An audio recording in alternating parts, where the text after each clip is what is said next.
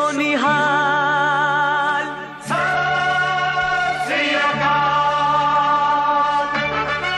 लेकिन भगवान कृष्ण, कृष्ण का अर्थ है आकर्षित करने वाले, अपने और आकर्षित कर लेते थे। भगवान कृष्ण 4 साल की आयु में कहते हैं कि मैं वृंदावन में रहूंगा, वृंदावन में। तो मैं संगत से ये जानना चाहूंगा, वृंदा का अर्थ क्या होता है? वृंदा तुलसी, वृंदा का अर्थ क्या होता है? तुलसी। कहते मैं तुलसी के वन में रहूंगा, जहां पे जड़ी बूटियां पेड़ पौधे हों, वहां रहूंगा। तो पिताजी ने उनका कहना माना और आप वृंदावन आ गए। क्यों?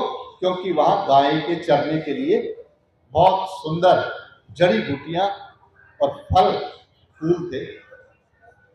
तो जब वहां गाय चरती हैं, बड़ा आनंद आता है, भगवान बहुत ही आनंदित हो उठते हैं।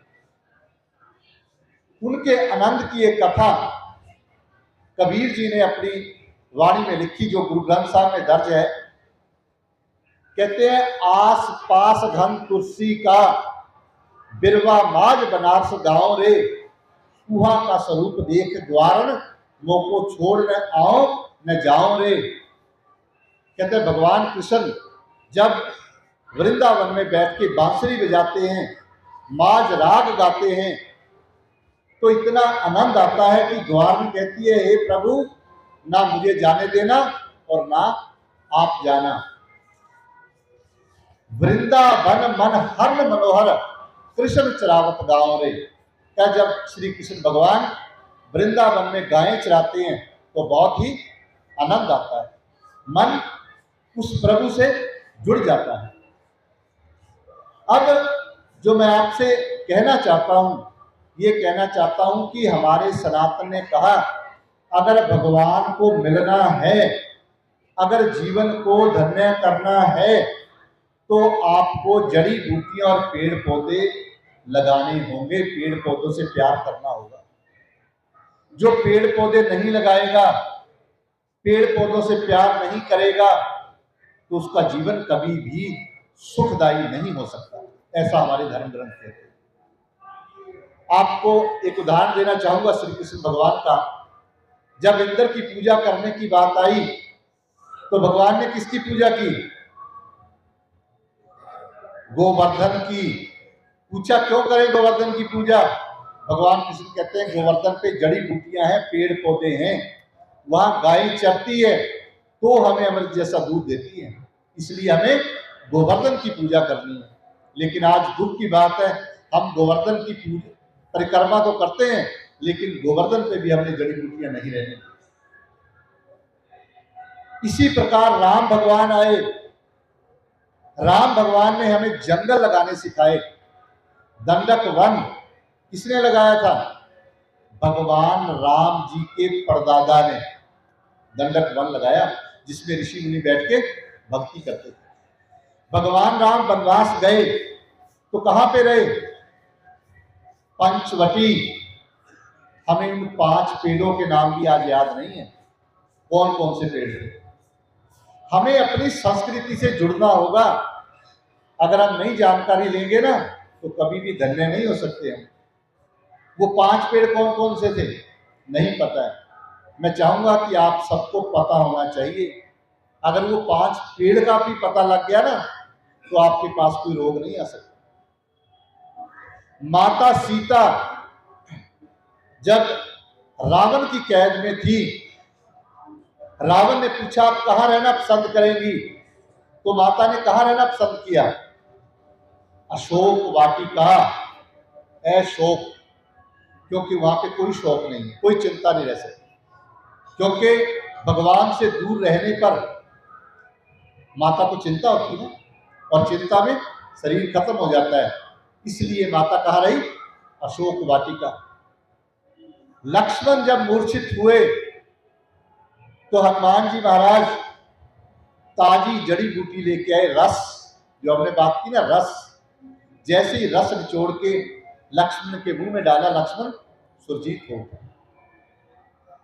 रामायण की कथा आती है कि एक दिन रावण ने इतना जोरदार युद्ध लड़ा कि सभी वानरों को मार दिया।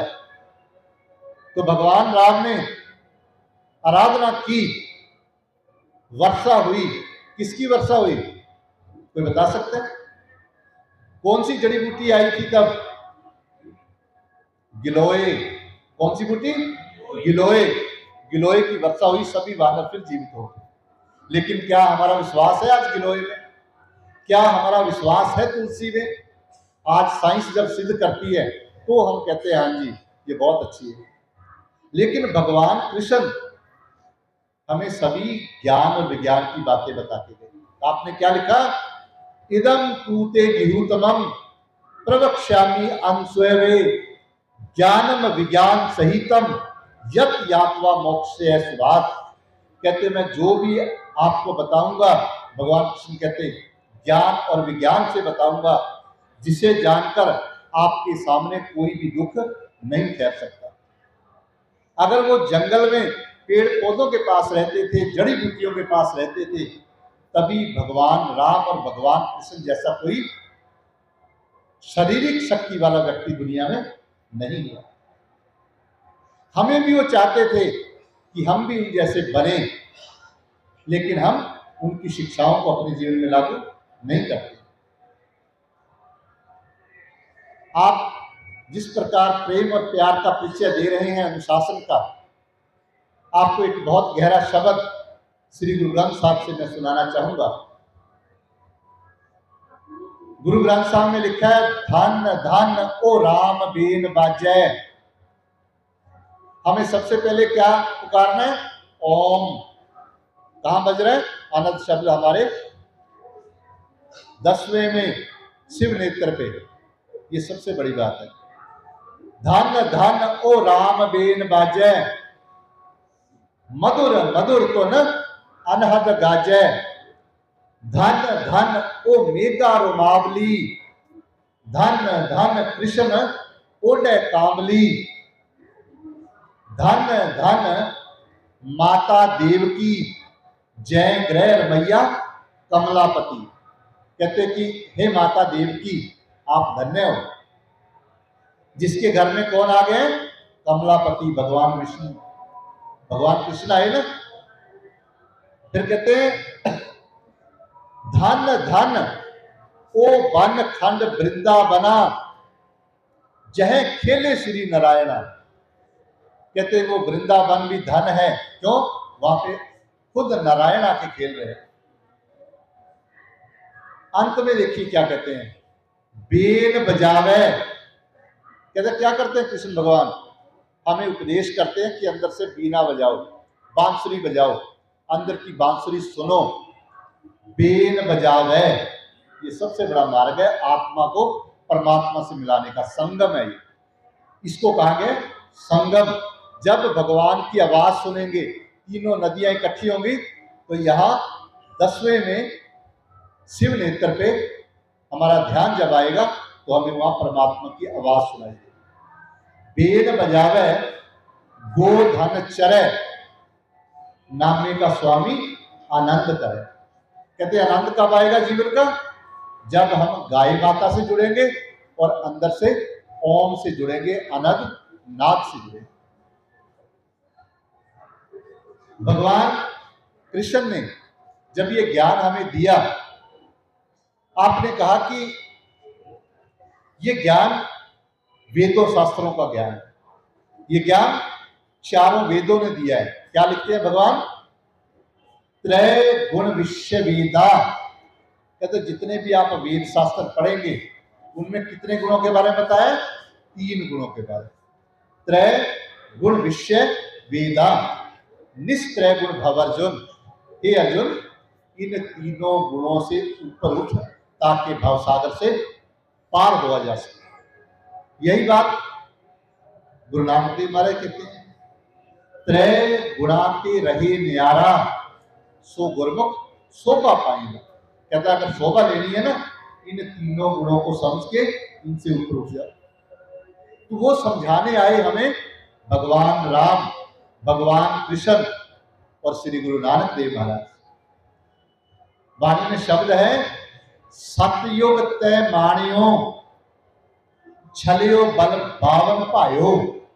कहते परमात्मा तू हमें समझाने के लिए सतयुग में वामन भगवान बन के आ गया और राजा बलि को आपने छल लिया। त्रेते ते माणियो राम रघुवंश कहायो, ये गुरबाणी का शब्द है। कहते त्रेते में आप रघुवंश बन के आ गए। द्वापर कृष्ण मुरार कंस कृतार्थ कियो, उग्र सैन को राज अबे भगते जन दियो। कलयुग प्रमाण नानक अंगद गुर अमर कहायो। कहता कलयुग में तो गुरु साहबान बन के आ गए। तो वो परमात्मा सदा से आता रहा है और आता रहेगा। बोले सोनिहार।